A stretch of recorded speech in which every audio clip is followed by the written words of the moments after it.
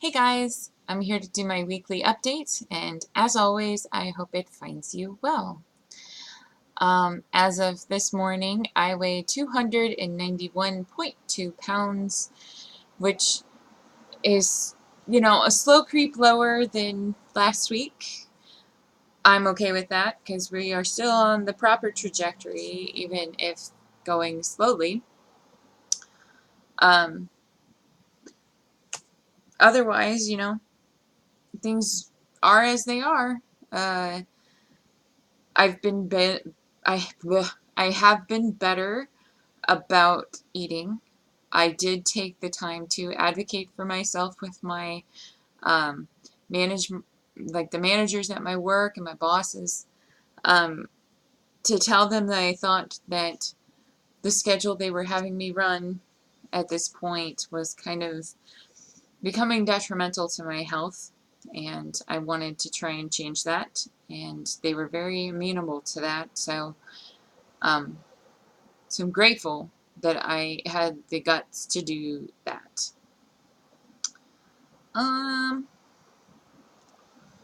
Other things that happened this week, I had some presentations at work. I was pretty okay with that. I think that at this point, like, I can definitely say that my sense of confidence is higher. Um, it's a very strange thing to experience for me, but I'm very glad that I'm having the experience because um, to think about having lived my life as long as I did without feeling like I deserved any attention from anyone,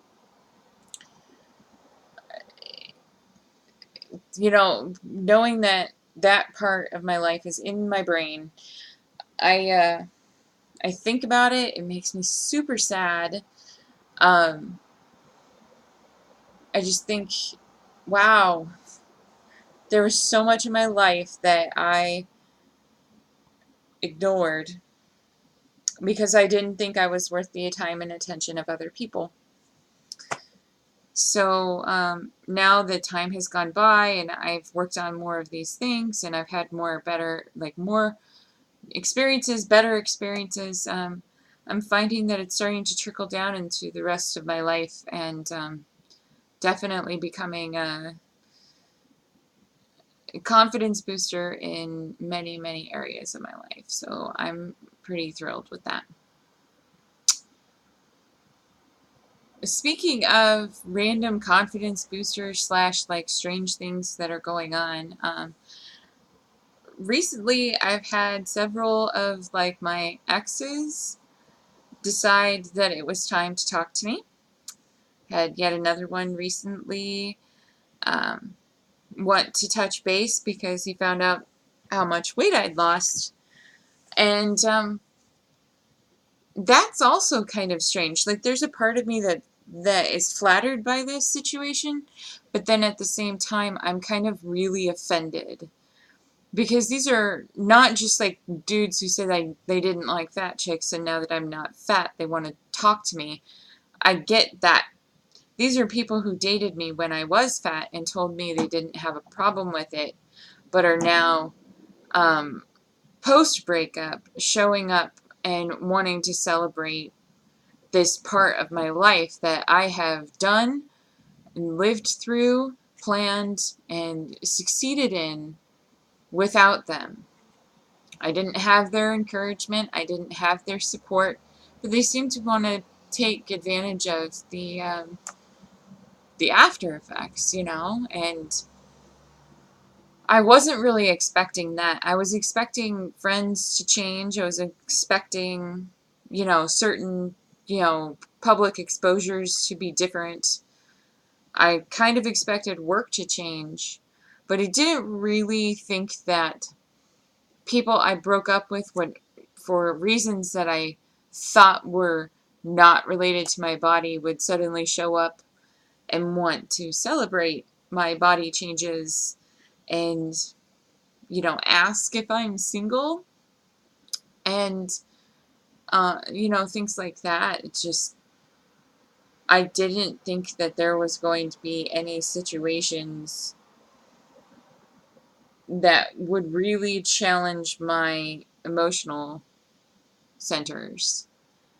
But one of the interesting things has been that every person who has popped up, while I have an emotional attachment to them, they have not made me go, oh, maybe I made a mistake or maybe I should change my life. Like, I've basically been able to tell each one of them that I'm completely over them and I don't think about them. But I think one of the things that makes it an interesting study is that I struggle a lot with loneliness and isolation feelings, and feeling like I am the only one who really values me. And so in a weird way, these random people popping out of the woodwork, it's like they had enough reason to think about me to want to contact me. And so that's kind of an ego boost, especially when you consider, like, I have not thought about them at all. So, I mean, it really, it's kind of sad, I guess, but, you know, it's validating to your character, because, like, what it really tells you is that um, they fell hard for your character. They just couldn't look past the physical. And now the physical is changing, so they're thinking maybe they can recapture the connection they had with your character. But you have a different perspective because you've always been your character and you love from your character. So you took those rejections as a rejection of your character. And um, so, like, when it becomes really clear that it wasn't a rejection of your character at all, but rather a rejection of your body or a rejection of superficial things, then it's so incredibly easy to just tell them to fuck off. Anyway, before I finish the video, I will let you know I did have my 9-month post-op appointment on Thursday. I met a new physician's assistant when I was there, and she's super cool, and she's probably the first woman that I've seen who was both about my height and had a similar build to me, or at least what I think is underneath all of this. And it was super cool to see her because we were able to sit and talk, like, where do you get your clothes? And she was comfortable telling me, like, what her size was, so that, like, when I get to that area, like, I know that there are places in town that can fit a 6'1", size 12 woman. I'm like, ooh, I'm so excited. Like, I'm not near a size 12 yet. I'm still at an 18, if on a good day. But if I hit the goal weight that we're really shooting for, that I'm really shooting for, a size 12 is very possible.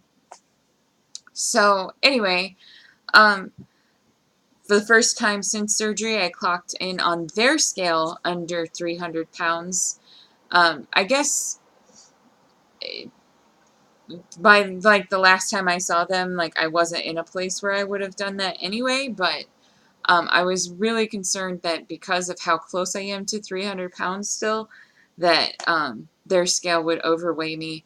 But it showed me under 300 pounds. And what I also learned, it was the first time I looked at the weight loss graph since I got very upset in my first post-op.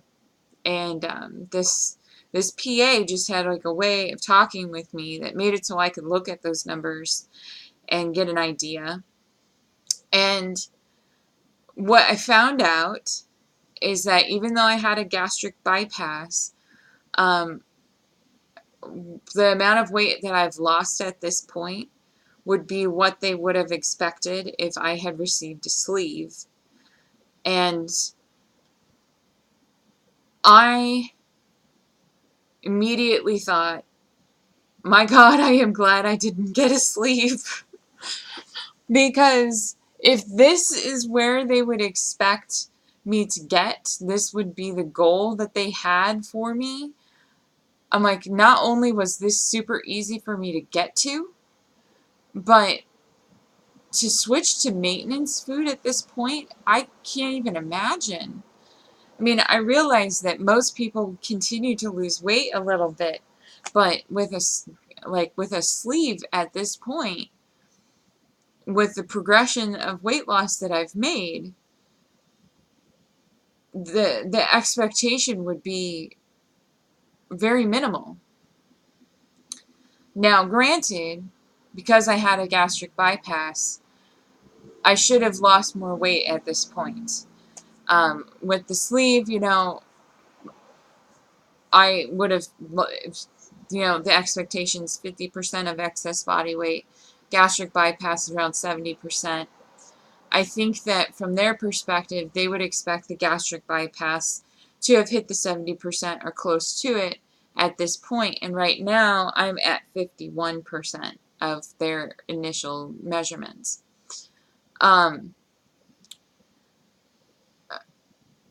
That was deemed fine at this point, because I keep trending down.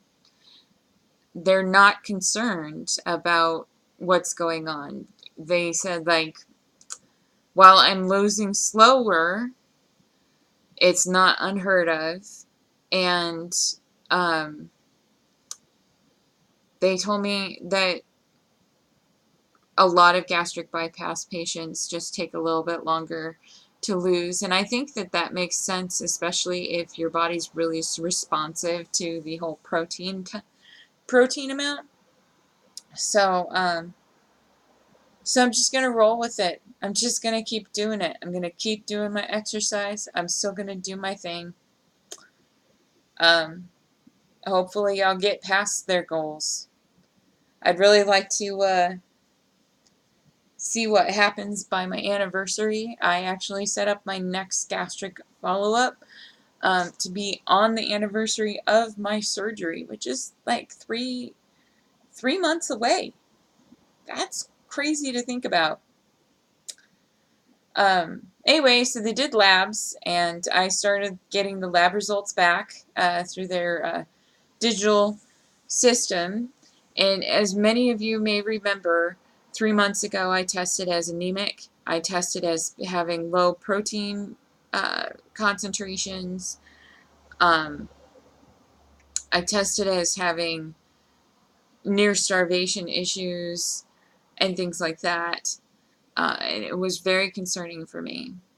So I started being very much more focused on, okay, I need to get more protein. I need to get more food in general. And so I switched to a couple of different remedies for that. I went back to drinking several meals a week, if not a day.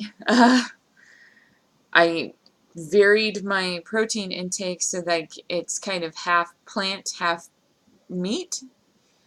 And I think I've been better about my vitamins, and I I added elemental iron.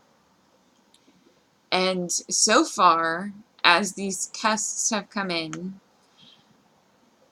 most of my blood work numbers have either stayed stable or improved. So I'm very happy about that, because I felt like I was failing quite a bit. I felt like I was not taking care of myself. Now, I'm constantly physically uncomfortable, and I think it's because of the scheduling and timing of my meals, but from a nutrient perspective, I'm doing much better, it seems. So I have a feeling they're going to come back and say, hey, we're not going to worry about this too much. Continue on your current protocol. But I did go ahead and say they could arrange an appointment for me with a nutritionist. And hopefully this time they'll help me plan an actual diet. I could really just use somebody to tell me, like, just eat this, eat this, eat this, eat this, eat this, in this pattern.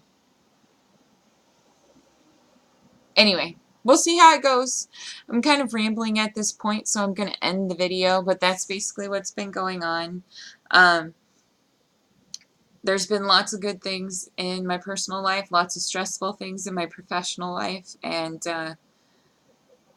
we're still getting prepped and ready for the move, and so things are going to get messier and messier and then better and better. So I'm just looking forward to improving my life and being happier and healthier, and hopefully you guys will be around to watch it happen. All right, I'll talk to you next week. Bye.